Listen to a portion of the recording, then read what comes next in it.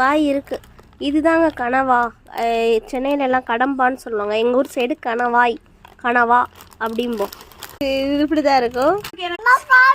சின்ன வயசில் எங்கள் அப்பாத்தா வந்து மீன், நண்டு இந்த மாதிரி கனவாலாம் சுட்டு கொடுப்பாங்க. அவங்க இப்போ உயிரோடு இல்லை, சுட்டு கொடுப்பாங்க யாருக்கும் தெரியாமல். அது மாதிரி இப்போ நான் சுட்டு சாப்பிட போகிறேன்.